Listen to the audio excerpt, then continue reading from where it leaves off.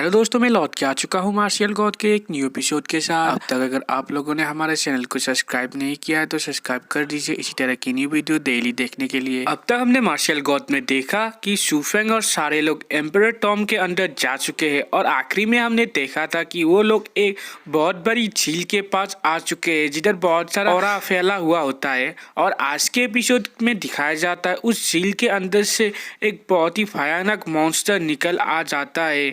तभी उस स्पिरिट को देख के जियान डायनेस्टी का एक आदमी उस स्पिरिट से फाइट करने के लिए जाता है। उन दोनों के फाइट को देख के शूफेंग अपने मन में सोचने लगता है ये इविल स्पिरिट तो बहुत ही पावरफुल है, अगर मैं उधर फाइट करने जाता तो मैं एक पंच में ही हार जाता।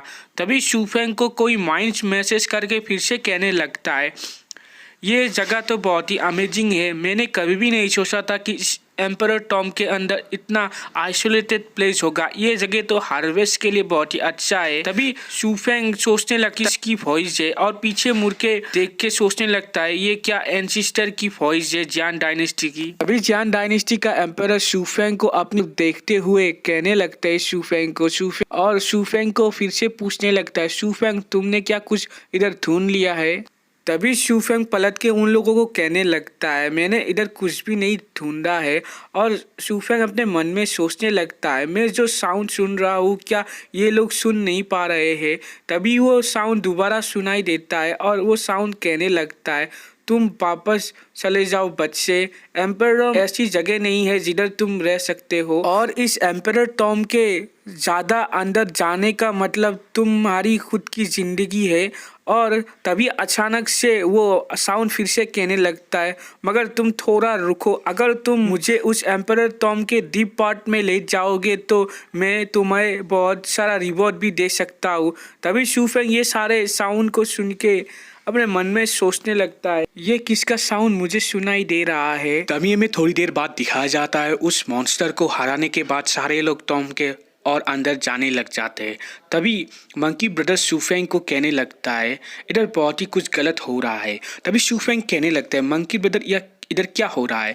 तभी मंकी ब्रदर शूफेंग को कहने लगता है इस एम्परर टॉम के अंदर गार्ड के साथ साथ बहुत सारे ऑब्स्टिकल भी होने चाहिए थे, मगर हम इतना अंदर आ चुके हैं, सिर्फ हमें एक गार्ड ही मिला है, इधर हमें कोई ऑब्स्टिकल नहीं मिला है। तभी हमें दिखाया जाता है जियान डायनेस्टी का एम्परर मंकी किंग के पास आ जाता है और उसे पूछने लगता है सीनियर क्या आपका इस बात से ये मतलब है कि हमसे पहले भी कोई इधर आ चुका है। तभी मंकी ब्रदर कहने लगता है ये हो सकता है। तभी जियान डायनेस्टी का एम्परर कहने लगता है मगर उसने तो इधर आने का कोई भी ट्रेस नहीं दिखाया है और इतना अंदर आने के बाद हमें कोई रिस्ट्रिक्शन भी नहीं दिखा है, ऐसे कैसे हो सकता है।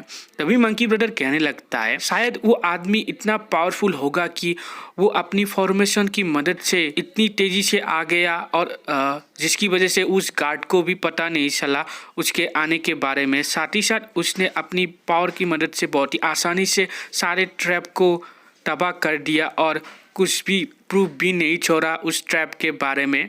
तभी हमें दूसरी तरफ जियान डायनेस्टी के एंसेस्टर को दिखाया जाता है जो शूफेंग को कहने लगता है अगर मंकी ब्रदर सही कह रहे हैं तो हमें इधर बहुत ही केयरफुल रहना होगा, इसलिए शूफेंग तुम बहुत ही केयरफुल रहना। मगर शूफेंग अपने मन में सोचने लगता है ये सारे बात को सुन के अगर मंकी ब्रदर सही कह रहे हैं इसका मतलब शायद उस दिन जो मेरे सामने ब्लैक कोड स्पिरिट मास्टर आया था शायद वो इधर आ चुका है, मगर मुझे कुछ भी करके पावर हासिल करना ही होगा क्योंकि जीलिंग मेरा वेट कर रही है उधर। तभी दिखाया जाता है उस मॉन्स्टर को हराने के बाद सारे लोग आगे बढ़ने लग जाते हैं। तभी हमें थोड़े आगे जाने के बाद दिखाया जाता है एक बहुत बड़ा गेट जिसके ऊपर एक सीक्रेट स्किल का स्टैचू होता है जिसको देख के एम्परर हैरान हो जाते हैं और कहने लगते हैं क्या एक सीक्रेट स्किल। तभी नेक्स्ट सीन में हमें जियान डायनेस्टी के एम्परर को दिखाया जाता है जो सारे लोगों को कहने लगता है मैं और शूफेंग इस जगह के अंदर जाएंगे और तुम लोग इसके बाहर ही रुको।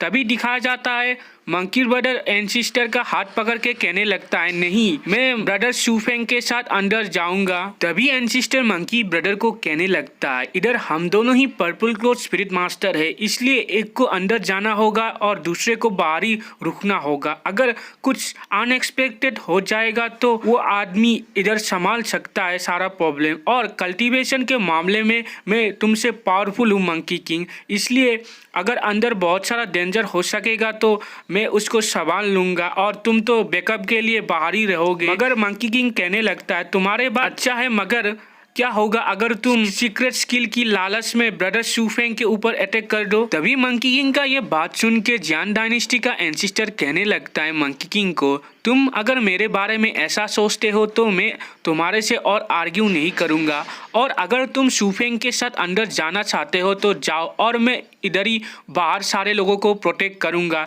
तभी दिखाया जाता है शू फेंग मंकी ब्रदर को कहने लगता है, मंकी ब्रदर मैं इस सीनियर को बिलीव करता हूँ, इसलिए आप चिंता मत करिए। और अपने मन में सोचने लगता है कि मैंने जियान डायनेस्टी के साथ एक कॉरपोरेशन किया है, अगर इधर कोई प्रॉब्लम आ जाता है तो फ्यूचर में एक कॉरपोरेशन खराब हो सकता है, इसलिए मैं ऐसा नहीं कर सकता हूँ। तभी मंकी किंग शू फेंग का बात सुन के कहने लगता है ठीक है, अगर ब्रदर शू फेंग एग्री करते हैं इस बात पे मुझे भी कोई प्रॉब्लम नहीं है। तभी दिखाया जाता है एम्परर का अंकल जियान डायनेस्टी के एंसिस्टर को कहने लगता है, ब्रदर अगर अंदर बहुत सारा डेंजर है तो मैं भी आपके साथ जाना पसंद करूंगा। तभी एंसिस्टर भी कहने लगते हैं ठीक है। तभी दिखाया जाता है वो तीनों उस गेट के अंदर चले जाते हैं। तभी थोड़ी देर बाद वो तीनों एक हॉल जैसी जगह में आ जाते हैं, जिसको देख के एंसिस्टर कहने लगता है शायद ये एम्परर टॉम का मेन हॉल है।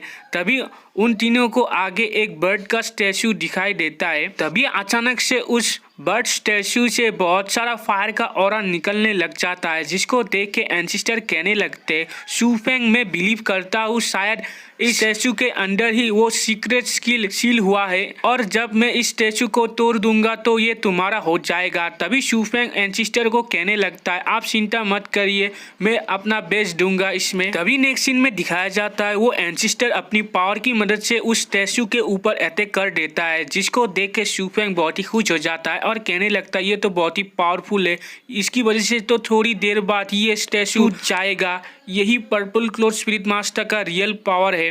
तभी दिखाया जाता है उस स्टैचू में एक ब्लास्ट हो जाता है, जिसकी वजह से सारा तरफ धुआं ही धुआं हो जाता है। तभी उधर शू फेंग को बहुत ही पावरफुल एक ऑरा महसूस होता है। तभी दिखाया जाता है उधर एक बहुत बड़ा इविल स्पिरिट आ जाता है। तभी उस इविल स्पिरिट उन तीनों के ऊपर अटैक कर देता है, मगर एंसिस्टर उस इविल स्पिरिट से फाइट करने के लिए आगे बढ़ जाते हैं और शू फेंग को कहने लग जाते हैं शू फेंग तुम इधर से भाग जाओ, इधर कोई सीक्रेट स्किल नहीं है, ये एक ट्रैप है। तभी शू फेंग उस इविल स्पिरिट को देख के कहने लगता है ये तो एक इविल स्पिरिट है।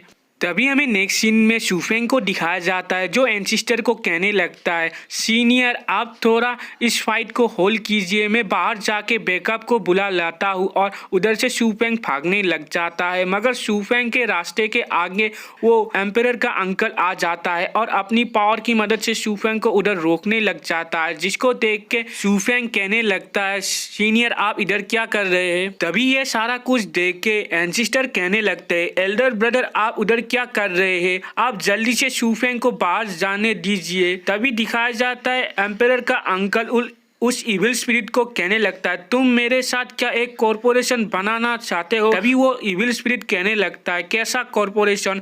तभी वो अंकल कहने लगता है तुम इन दोनों को एक साथ हरा नहीं पाओगे, इसलिए मैं इन लोगों को हराने के लिए तुम्हारा मदद करूंगा, मगर तुम मुझे प्रॉमिस करो कि तुम मुझे सही सलामत बाहर जाने दोगे। तभी दिखाया जाता है वो इविल स्पिरिट एम्परर के अंकल को कहने लगता है अगर तुम मुझे इसको मारने में मदद करोगे तो मैं तुम्हें इधर से जाने दूंगा। तभी ये सारा बात सुन के एंसिस्टर कहने लगते हैं बिग ब्रदर आप ये सारा कुछ क्यों कह रहे हैं, आप तो मुझे इसको मारने में मदद नहीं कर रहे, इसके अलावा इस इविल स्पिरिट के साथ मिलके मुझे मारने की कोशिश कर रहे हैं। तभी एम्परर का वो अंकल एंसिस्टर को कहने लगता है तुम मुझे कैसे एल्डर ब्रदर कह सकते हो, हाँ मैं उम्र में तुमसे बड़ा हूँ और मेरा टैलेंट तुमसे कम भी नहीं थे, मगर हमेशा फादर तुम्हें ही पसंद करते थे और तुम्हें ही अपने कल्टीवेशन को बढ़ाने के लिए मदद किया है और आखिरकार तुम्हें ही एम्परर बनाया था, मगर अब जियान डायनेस्टी के तुम्हें एंसिस्टर कहा जाता है, मगर मुझे फिलहाल एल्डर ही कहा जाता है।